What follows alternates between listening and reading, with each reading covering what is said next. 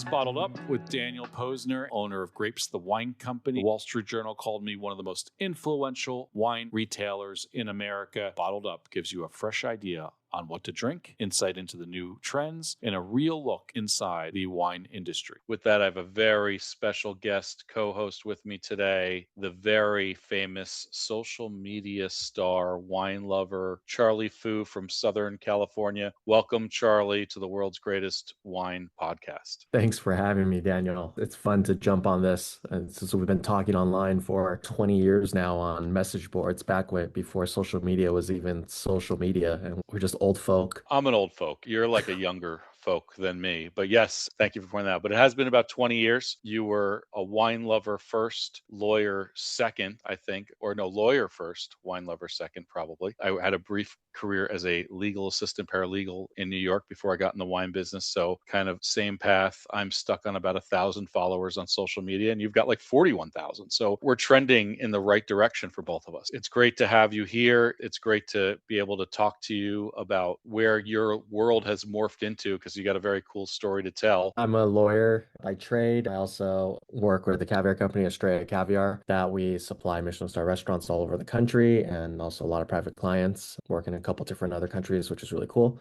But the law stuff is still the law stuff, and it still pays the bills to afford really great wine. And Estrella, for anyone needing spelling at home, ASTREA. All right. So we're going to jump right into our podcast menu. And we always start with questions from the audience. And we have a question from our good friend, Kim from Brooklyn. And she asked for anybody on the show. And I'm going to flip this one to you, Charlie Fu. What was your wine epiphany? It's a two-parter for me. The wine that got me into wine was the 2003 Mondavi Reserve back in 2006, pretty newly released. My wife and I and some friends had gone to visit the wine country. No clue about wine, but one of her classmates' mom, Genevieve, was the head of wine for Opus One, Robert Mondavi, and so she was gracious enough to bring us in to the barrel room to taste through stuff and have this amazing experience. We drank through old reserves, but that 2003 ignited something in my brain. I still remember it to this day. After that, we went to a picnic across the street, and that winery, the wine was terrible. And I could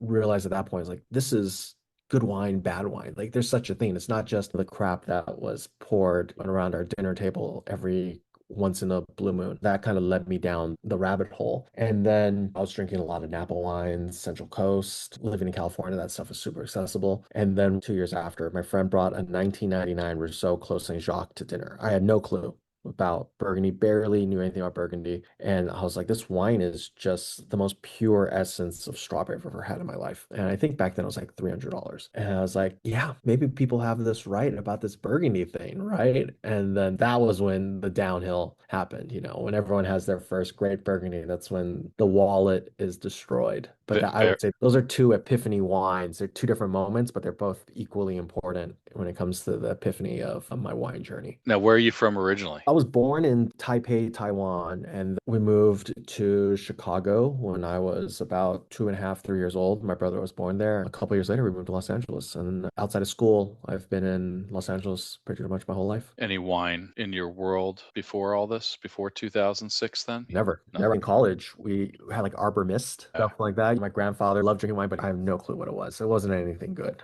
And nothing that ever made you think about trying anything more. Yeah.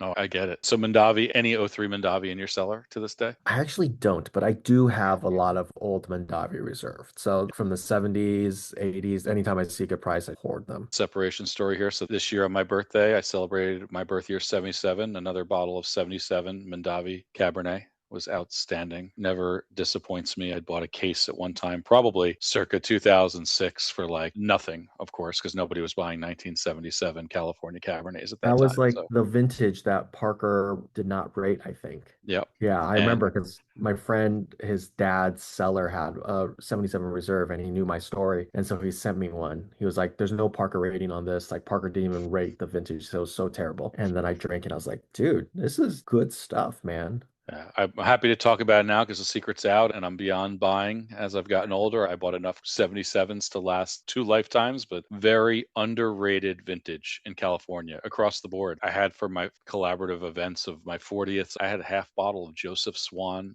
Zinfandel that was amazing, amongst other things. And I've had some Pinots. I've had 77 Dujac Clos Saint Denis, the best 77s I've had outside of California, still tend to be the best. I've had that bottle twice. I own a handful of bottles of it, and it's actually a mystery to Jeremy Sess as to why that wine would still be drinking well to this day. And I know you like your champagne. So on my 40th, one of the best wines I had was a Magnum of 77 Cristal. Again, Interesting. yep. I opened up this box of Magnums and there's this Magnum of Cristal. And the color was pretty dark, dark enough where I was alarmed. Obviously, it was like a lead capsule and nothing really looked good about the wine. I was like, I must have bought it at auction. Again, I was in that 2003 to 2010 era was the height of my 1977 wine buying, and it was spectacular. The wine was so fresh and so unique. I'll never see that bottle again because I've never even seen a bottle, never mind a magnum of it since then. So it's kind of crazy. Before we get into other stuff, first time I went to Rousseau was in 2006, a couple of years before your 99 Clos Saint Jacques epiphany. I was with a few people in the wine business, and Rousseau at that point was still, if you were a true Burgundy lover, you knew Rousseau. 2 years before that, we were selling magnums of 00 and 01 Chambertin and Chambertin Clos de Bez for $450 a mag. So about 2004, it's $459 a magnum. I had access to cases of magnums of Chambertin and Clos de Bez. In 06, I was in Burgundy at Rousseau with the importer, Frederick Wildman, and a few other people in the business. And I was with a couple of Psalms, and I turned at the time to the importer, and I was like, I doubt the retailer knows where he is right now. Because even in 2006, like a lot of people just didn't know Rousseau, right? My Yeah. first and only visit to Cat d'Art in that 2006 too, visit a lot of great places. And sure enough, as we're halfway through Rousseau, that merchant turned to all of us. Wines are unbelievable. How come I don't get an allocation of them? But of course, fast forward 20 years later, I'm sure that person gets more Rousseau than I get. So there you go. That's how it all comes full circle. It was also around the time when Meunier had just released Claude Le Marechal, and the importer slash distributor said to me, Daniel, we really need help selling this wine. Can you take a drop of 25 cases for us? And I think it was $30 a bottle. So that was the Burgundy world then and now. Differences, and we'll probably play that game again many times over today and Oh going yeah. forward. But it's crazy, right? As you look at 99 Rousseau Clos Saint Jacques back then for what you could get it for and accessible, you could probably buy six bottles Hmm. here, 12 bottles there. And now it's the trickle down. And have you visited Rousseau? I have not. I wish. I met Eric Rousseau for the first time last year in when Oh, I he's was such in a great Burgundy guy. at dinner, and I was like, "Yo, dude, let's take a picture together." And we're Yep. chatting. I was like, "I'm gonna try to hit this up when I go back to Burgundy this November." I wish I had a picture with Charles. My first visit, Charles is the one who met us, his father and his mother, and Yep. we tasted with them. Eric was there with us, but Charles was the one that greeted us. And then we went to their house, and the wife was like, "Come over, we'll drink some more wine, and I'll cut up some strawberries." And we had the Rousseau Rosé, which is a thing.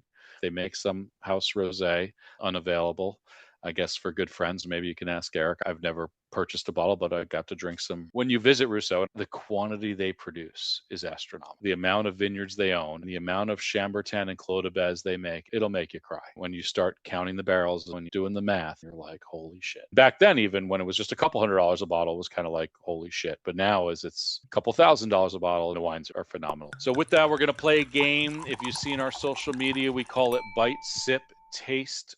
Mr. Fu, are you ready to play? I'm ready. Charlie, tell us your most recent favorite bite. It's mango season in Southern California right now, and there's like 6 weeks of mangoes produced by this one farm in the desert in Southern California. You going to They name the have farm or you going to this, keep it your secret?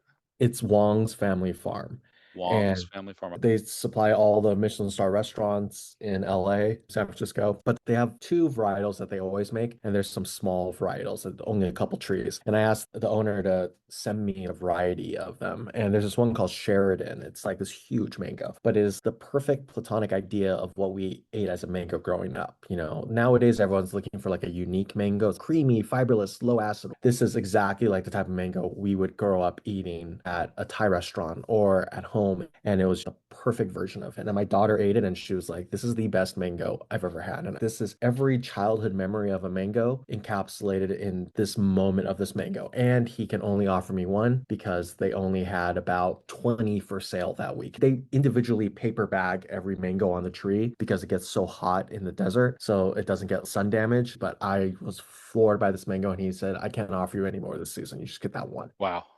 We thought allocated wine was bad. Allocated mangoes are a thing. This is worse. Uh, People wait like y- an hour and a yeah. half to get Wh- like a couple wh- mangoes from this stand. It's crazy. What does a mango like that cost? I buy in bulk, so Uh, it comes out to about $7 to $8 a pound. So that mango was like 2.5 pounds. So it's like a 15, $16 mango. Their most popular ones are about a pound, pound and a half. So you're looking at like $10+ for a mango. but I mean, it doesn't sound bad to me for something that good. All right, favorite, most recent sip. So this is kind of a twofer. I've been thinking about it. I just tried a wine from China. This is my first Chinese wine I've ever tried. It's the Okay, yeah, 2024 from Alex Xu. It's in Yunnan in the mountainside, like high elevation, 9,500 feet up elevation. He does crazy high density planting. So you're looking at like 3 bunches of Pinot on every vine and 20,000 to 30,000 vines per hectare. He worked at Dujac, worked at PYCM, and there's an inherent want to say something's Burgundian as a compliment. It's so pure and elegant that it's its own thing. It feels like a high elevation Alpine Pinot, but at the same time, there's so much density behind it, despite it being sub 12% alcohol, which is we don't see it anymore. Sub 12% Pinot with yeah. adequate ripeness is pretty crazy, but that's because he's doing 9 passes in the vineyard before fruit even sets. There's only 4 buds on every vine.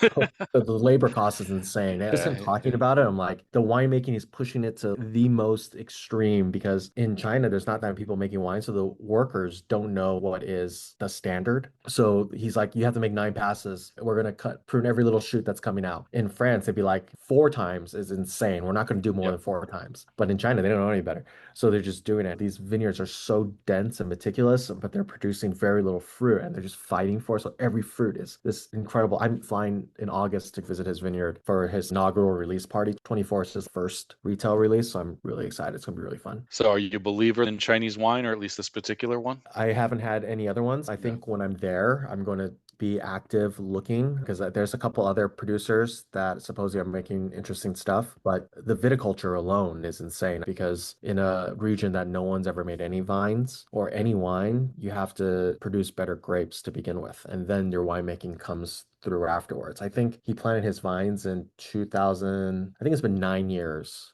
before he's released an actual vintage. So they've just been training Long the time. vine, harvesting, and then finally they're going to release. Amazing. Wow. I did not expect that one for you. You For heard it here first. all right. And overall, most recent taste then? So I was in Japan and I wasn't planning to go any wine bars because it was a family trip. And then someone reached out to me on Instagram, was like, hey, we're going to hit up some wine bars. You want to join us? So I was like, you know what? My family's going to sleep. Y'all are going out pretty late. Let's do it. And we end up at this referral only wine bar called Nayuta. They have this incredible wine on the list by bottle. They start you off with champagne, just so you know, freshen up your palate. And then they have this incredible food menu. Like we had this Japanese mango with blue cheese and herbal olive oil that was incredible, and a cold ramen with grilled fish. The food itself was insane, and the Yeah. wine was great, service was great. That was probably my single favorite non-family moment in all of Japan. I like how you clarified non-family moment. You're In like, well, case any of my wife's yeah. friends are listening, all of the family stuff was way better. Good. Non-family stuff, that was peak. And have you taken family to Asia before, or was that a first? As a family, we've gone to Taiwan, where I'm from, and then went to Japan. My wife is really into outdoorsy stuff, so she likes a lot of hiking, cultural things. We travel more like Europe, South America, Australia, Okay. New Zealand. It's very outdoorsy. My daughter hates it. No 7, 8, 9, 10-year-old wants to be dragged on a 7-mile hike in Yep. Peru at 10,000 elevation, but Does she's been a trooper. She said Taiwan's her favorite trip, but it's because Taiwan is the only one that she did 0 hikes on. it. It was just shopping and food. She loves it. Wine scene good for you in Taiwan when you visit? Big, big Burgundy Yeah. collectors in Taiwan, like really Yep. big, like market driving collectors. The biggest Chinese pop star, Jay Chou, he's whatever American equivalent to like the biggest star in music. He's that equivalent, and he is just this monster Burgundy lover. Like he's have showing off like mags of La Flave Montrachet. There's a lot of like, big collectors. So if you go to Taiwan, there's a ton of people to meet, and they're all very serious about Burgundy. We used to see a few bottles here and there of La Fleuve Montrachet back in the day when it was $1,500 to $2,000 a bottle. Even back then, I don't even know what Yeah. it trades for now. It's way out of my range to even look at, but it's wild the way those prices have gone. We used to get one bottle allocated of Lafon, one, Now we get zero. I don't even know where they go. Yeah. I see it on restaurants every now and then, but Yep. I don't see them at retail. Especially in New York, and I'm sure LA too. That's one of the problems we have because obviously New York being such a mecca, those single bottles will find their way to New York Michelin restaurants. That's where the producers want them. That's where the importers want them. They use it to their benefit, and all that support for years for us, we get squeezed out. And now I can try to find the great Chinese Montrachet next, I suppose. Yeah. That's all I have to look forward to. Until then, that becomes a big deal, and then I can't even sell that anymore. So, all right, well, we're going to move on to my favorite part, what we call the rant. So, Charlie, tell us about your rant. I think my big rant is social media right now. All people are trying to do to promote themselves is through negativity. So complaining about wine lists, complaining about ratings, complaining about opening wine too early, complaining about not opening wine early enough, decanting wine, not using a proper glassware, etc. And they're trying to platform themselves with negativity. And we've been in the game forever. Like you and I, there's nothing we don't know how to serve wine, what's on a wine list, whatever.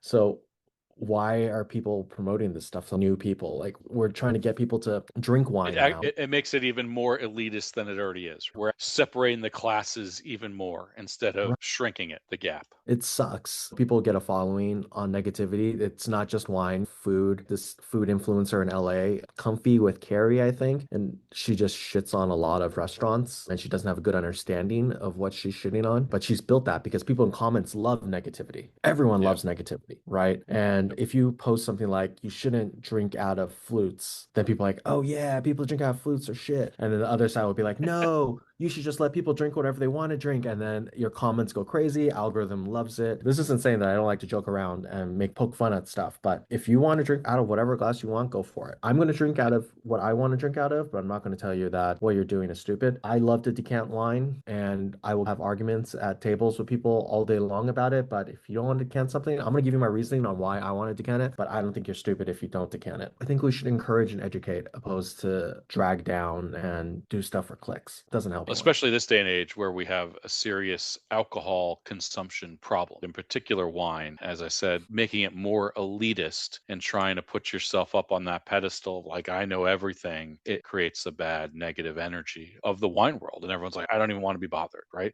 Give Yeah. me that thing in a can and I'll go on my merry way and I'll chill the hell out of it and enjoy myself for that buzz. It's just not cool. I agree with you because people ask me all the time, like glassware comes up. Admittedly, glassware affects wine, but you do what you got to do, right? A plastic cup is actually, for me, better than thick glass. The thicker wine glass, I think, really tarnishes a wine more than a Right. plastic cup. We have plastic wine glasses at home we drink out of, particularly outdoors. And I actually end up using them indoors a lot with people just on a casual night because it's just easier to clean. I think all of that is valid. And decanting, I always tell people, probably opposite of you, which is okay. Like if you're a consistent decanter, great. I'm a non-consistent decanter. Clients ask me all the time, what should I do? I'm like, I wouldn't decant unless you know what you're doing. And you obviously know what you're doing. But I tell everyone, just open up a bottle a few hours early. If you think it tastes too young, leave it open. If it tastes really young, decant it. If you think that it's ready to go, you better put the cork back in it right away and hold on to it. I don't tell them to do that with 60-year-old Burgundy. I tell them to do that with something 10, 25-year-old, whatever. I personally hate going to restaurants and watching them decant everything without asking me. And that drives me crazy. Good restaurants in the New York area, I always have to tell them, me just taste the wine first, or even you taste the wine first, and then we can decide together. Social media side, these days, like I said, to your credit, you make it fun. You follow all the trends, which is great. You pick up on everything well in advance of what I do. You are totally there catching everybody and making them laugh. And that's why people are following your algorithm. That's how you get to 40 plus thousand followers and counting, which is awesome. But that's what makes it interesting. Even though a lot of your stuff is inside baseball, it speaks to me. But because it's amusing, it probably speaks to a lot of other people. I don't think you have a following of 41,000 wine geeks. I'm sure a portion of your stuff is in that world.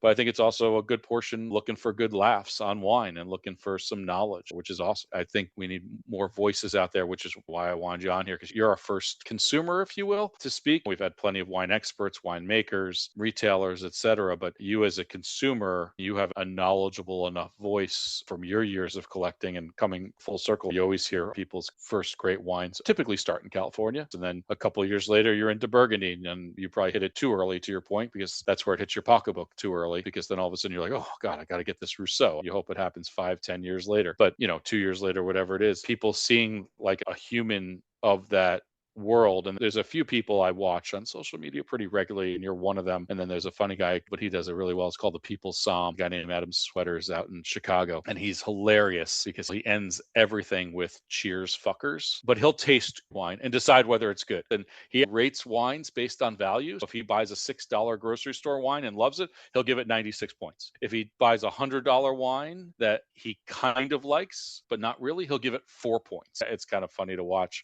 He's developing a really good following. To me, that's the wholesome side of you as a consumer, giving kind of level-headed advice, but your level-headed advice is on mostly baller wine. But it's interesting. I find the content interesting. You got a corked bottle of expensive Burgundy you're pouring down the drain, or you're just laughing about people online for like Salon champagne at some tasting Right. you did, right? And you're like, look at these suckers. And there's great wine right here and nobody's drinking it. That's what people need to see. And we experienced that. I was at a James Suckling events this year, and the people were online for like all the South American and California kind of heavy hitter wines, like crazy lines. And then they had some great Burgundy and Bordeaux that no one was online for. And it was like the opposite in New York. I think you're doing it right. And that's a credit to why people are watching. I don't see a lot of the negative ones that you talk about. I see some. I do try to follow, like in New York, we have some great restaurant people doing great restaurant reviews, and they do a good job pumping up that side of it because I think it's important. I think it's easy to shit on something. It's easy to shit on a Yeah. wine. It's easy to shit on food. Yes. It's harder to take the high road and see for what it is and be good about it. I certainly poke fun at things, and that's okay. But people work hard. And I think people need to recognize when you crap on a restaurant, when you crap on a merchant, when you crap on a wine, you're crapping on someone's livelihood. And you have to be very careful with how you do that and how you handle yourself. Because if you're of that influential world, you could do some damage. And that's not cool. Like, it's one thing if you don't like it, but there is one influencer. There's a guy, Ertan in New York, NY Turk, whatever, goes to these restaurants. He does a great job, and he doesn't drink. He's Muslim, and he does an amazing job. And he was going to 1-star, 2-star, 3-star Michelin restaurants, insisting on paying for meals. But now he's actually morphed into helping struggling restaurants. We'll reach out and say, hey, this restaurant in my neighborhood's struggling. And he goes, he even went to some restaurants where there was some negative influencers crapping on restaurants. And he went to those restaurants and shined light on the negative influencers and was like, these people are crazy. They obviously have some hidden agenda. So it's refreshing to see a guy like that, who's like an Uber driver for a living, going to these places, and is amazing. But the work that those people do really just do a tremendous job out there in lifting up merchants that really need it, quite frankly, these days, whether it's restaurants or wine stores. We need an influencer like that to pump up really good wine stores because it's not out there. Got to get someone to come in and do a tour. There's a lot of New York dudes. I've reached out to a couple since they all seemingly reject me. That's why I'm trying to do my own thing now. We've had a few come by, but there are some people who do very good work in that. I still remember when James Suckling had separated from Wine Spectator, he used to go around the country to wine merchants, ask them for their top 3 wines and rate them on the spot. And I'm like, I wish someone kind of did that. He never made it to our store. That's a fun idea. I might have to steal that from you. And as long as you know how to pronounce Grenache the way he does, we'll let you in the door. Grenache. Yeah, he has it's so good. It's legendary to me. Well, if you're going to do that and you're going to come to New York, hopefully we're first stop for you. Of course. Well, next time I'm in Paulet, or come out to White Plains. Yeah, look, it's 20 miles outside Manhattan. It's not so far. All right. Well, Charlie, thank you so much for joining today. A real pleasure. You guys can check out, Charlie, your Instagram tag. Tell them. Clayfood.wine. Clayfood.wine is great. He's got thousands of posts, over 40,000 followers. It's worth it whether you're a wine person or not, especially if you like food. Cool. Awesome. All right. And we're going to call it here. Thanks for joining. Cheers. Thanks for having me. Thanks for hanging out with us on this episode of Bottled Up. If this episode gave you a new bottle to try or a new way to think about wine, share it with someone you'd open a bottle with. Subscribe so you don't miss what's next. And as always, drink what you love. I'm Daniel Posner, and we'll see you next time.